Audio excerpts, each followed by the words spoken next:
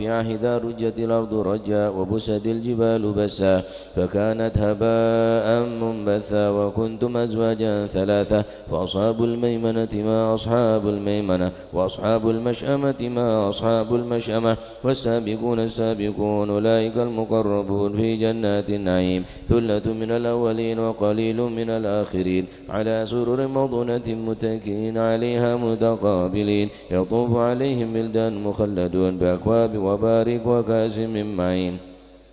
لا يصدعون عنها ولا ينزفون وفاكهة مما يتخيرون ولحم طير مما يشتهون وحور عين كأمثال اللؤلؤ المكنون جزاء بما كانوا يعملون لا يسمعون فيها لغوا ولا تأثما إلا قيلا سلاما سلاما وأصحاب اليمين ما أصحاب اليمين في سدر محضود وطلح ممضود وظل ممدود وماء مسكوب وفاكهة كثيرة لا مقطوعة ولا ممنوعة وفرش مرفوعة إنا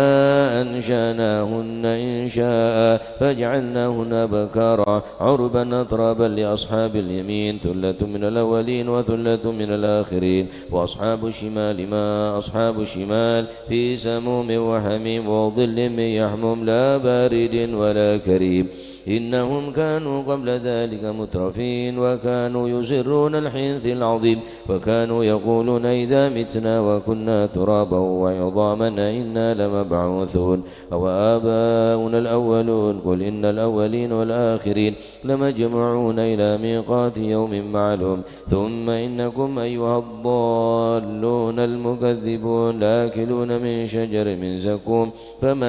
فمالئون منها البطون فشاربون عليه من الحميم فشاربون شرب الهيم هذا نزلهم يوم الدين نحن خلقناكم فلولا تصدقون أفرأيتم ما تمنون أنتم تخلقونه أم نحن الخالقون نحن قدرنا بينكم الموت وما نحن بمسبوقين على أن نبدل أمثالكم ونشاكم فيما لا تعلمون ولقد علمتم النشأة الأولى فلولا تذكرون أفرأيتم ما تحرثون أنتم تزرعونه أم نحن الزارعون لو نشاء لجعلناه حطاما فظلتم تفكرون إنا لمغرمون بل نحن محرومون أفرأيتم الماء الذي تشربون أنتم أنزلتموه من المزن أم نحن المنزلون لو نشاء جعلناه جاجا فلولا تشكرون أفرأيتم النار التي ترون أنتم أنشأتم شجرتها أم نحن المنشئون نحن جعلناها تذكرة ومتاعا للمقوين وسبح باسم ربك العظيم فلا أقسم بمواقع النجوم إنه لقسم لو تعلمون عظيم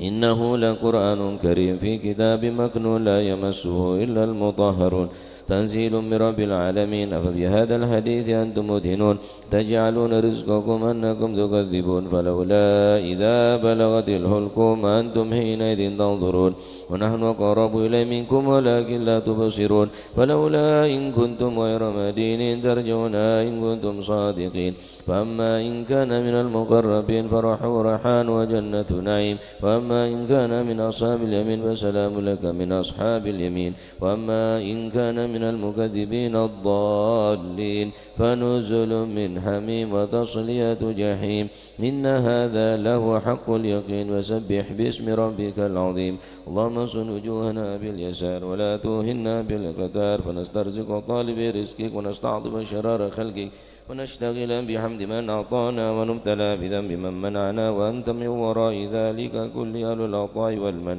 اللهم كما سد وجوهنا لسجود الله لك فسنا للحاجة الله إليك بجودك وكرمك وفضلك يا أرحم الراحمين يا أرحم الراحمين يا أرحم الراحمين أغننا بفضلك عمن سواك وصلى الله على سيدنا محمد النبي الأمي وعلى آله وصحبه وسلم الحمد لله رب العالمين بسم الله الرحمن الرحيم قل هو الله أحد الله الصمد